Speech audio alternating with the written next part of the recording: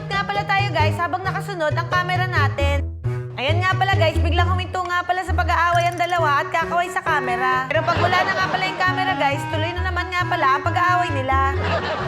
Sila naman nga pala guys, yung pag nakakita ng camera, nagtatatalon nga pala sa tuwa at todo papansin. Para makita nga pala sila ng mga mahal nila sa buhay at mga kakilala. Ito naman nga pala guys, yung taong di nakakarap sa camera nang hindi nagre-retouch. Sila nga pala guys, yung feeling artista na dapat palaging fresh at pa-sweet lang ang galawan. Ito naman nga pala guys, yung mga masasamang loob na biglang bumabait pag may nakatutok na camera. Pero pag wala na nga palang camera guys, babalik na naman nga pala ito sa kalokohan. Ito naman nga pala guys, yung todo harot at kembot sa harap ng mga kaibigan. Pero biglang nagpapakalalaki kapag nga pala may camera na. Alam na nga pala this guys, natatakot nga pala siya makita ni Pudra. Kaya pag wala na nga palang camera guys, balik na ulit sa pagkendeng at pagkembot si Akla. Ito naman nga pala guys, yung babaeng pag nakakita nga pala ng camera, bigla na nga palang naguhubad. Gold star nga pala ang peg guys. At syempre nga pala guys, ako naman nga pala yung pag natutukan nga pala ng camera, nagpapatawa. Dahil yan nga pala ang expected nyo kay Eva guys. Ang magbigay nga pala ng kasiyahan at good vibes sa inyo. At asahan nyo nga pala na hindi ko nga pala kayo bibiguin guys. Never, Eva.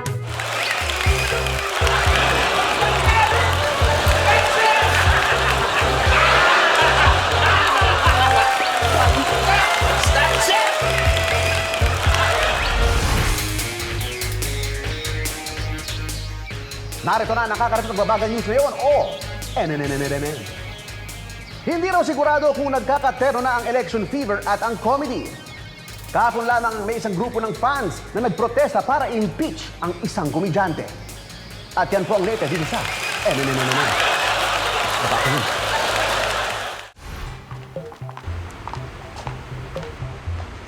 Ba, gusto mo ulit manood ng sine tulad ng dati? Sorry, hindi na ata ako sumunod na sinihan ngayon eh. Mag-lunch na lang tayo. Baka nagugutom ka. Lunch tayo? Tara. Sorry, nagda-diet ako eh. Kape. Kape na lang tayo. Yan. Sugar-free. Sorry, hindi na ako nagkakape. Lately kasi nagpapalpitate ako. Alam mo yun? Hindi ba parang iniiwasan mo na ako niyan?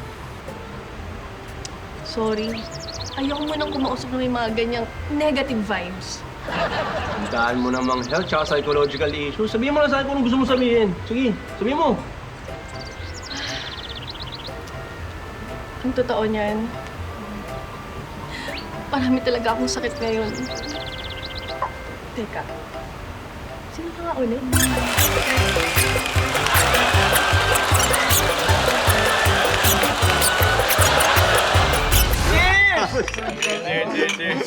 Tapos yung manok nila ito, lamig na. Ito na ba yun? Ito! Nice to see you again. Yes! Well, grabe. Lasing na lasing ako kagabi. Sobra. Naku, sobra. Noon, dulo nga kung ano-ano na sinasabi mo. Oo, hindi. Hindi ko na nga naintindihan yung mga pinag-uusapan niyo. Pero, ang saya-saya ko. Saya-saya ako kagabi.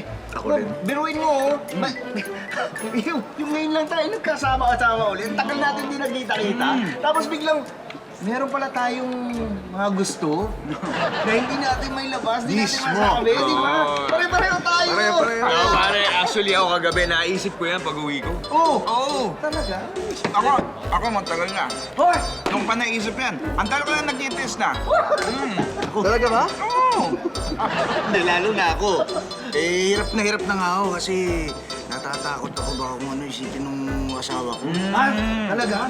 Okay lang yan, okay lang yan. Oo nga eh. Tapos pare, ano ba? Tama ba yung narinig ko kagabi na parang tutuloy na natin yung plano? Ako tingin ko, ito na yung perfect timing. Para gawin Oo. natin. Yes! Yes! Alam mo, tama yan. Kasi karapatan natin yan eh. Di ba? At ito pa, we deserve it all. Yes! Yes! Tama. So paano? Oh. Sabay-sabay na natin i-announce. Ah? Ay, oo, sige. Pag bilang ko ng tatlo, sabay-sabay natin sabihin. Okay, ha? okay. Okay. 1, 2, 3. Outing!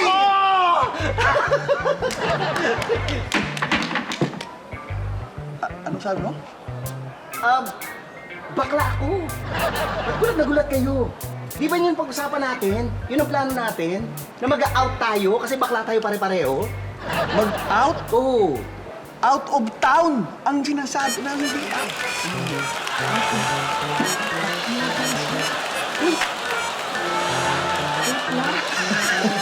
Joke lang! Saan tayo magbiyahe? Diba to? We just made history. History to? History to. First time nangyari dahil according sa mga judges, lahat ng punchline ay... Tulungan niyo kami! Nurse! Tulong! Ito pa, wheelchair. Dandan, mahal. Dandan, mahal. Sige po. Sige, dandan. Ay, Ano po bang nangyari?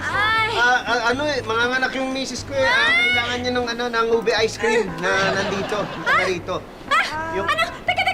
Anong ube ice cream, ha? yung doktor na... Hindi! Obigaini yung kailangan ko! Obigaini pala, sorry, listeners, yung obigaini niya, pakitawag na lang para manganak kasi siya. Ha? Okay. Meron po tayong parating na Pero okay, sige. Tapos yung niya, kailangan bigyan siya ng para hindi siya mahirapan, yung Caesar salad na Ano Caesar salad? yung operation ng Caesar salad. Hindi!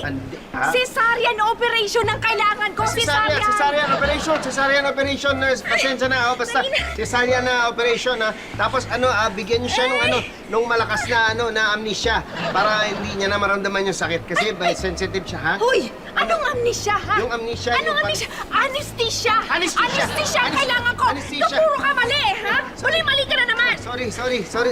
Basta babantayan niyo niya, mataas yung collateral niya. Ha? Ano collateral? Yung sa dugo na Kolesterol! Kolesterol! Alam mo, naiinis na ako sa'yo. Puro ka mali, ha? Ay, Naku! sorry. Tigil na ako sa'yo, ha? Sorry, nurse. Pasensya na kasi natataranta kasi ako. Basta gawin niyo lang lahat ng pwede niyong gawin para ligtas yung mangyayaring operasyon sa misis ko at saka ligtas yung magiging anak ko, ha? Ano? Ha? Anong anak mo? Ha? Mali ka na naman, hindi mo anak to, no?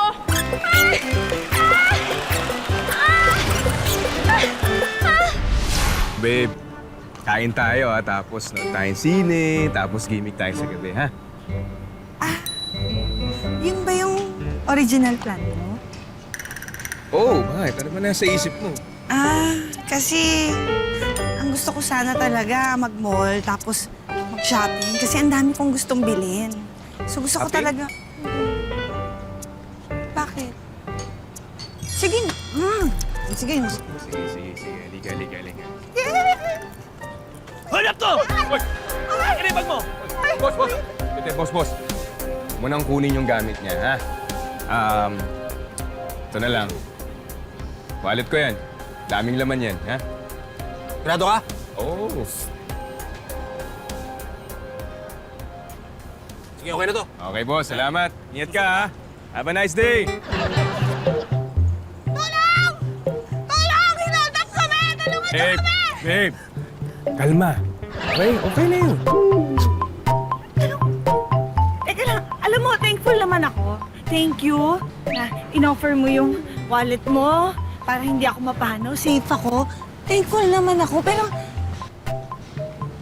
Bakit ganyan ka? Ba't parang kalmado ka? Talagang in-offer mo ba yung wallet mo?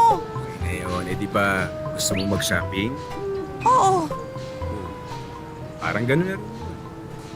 Pag nag-shopping ka, parang na rin ako na-hold up. Same experience. Same.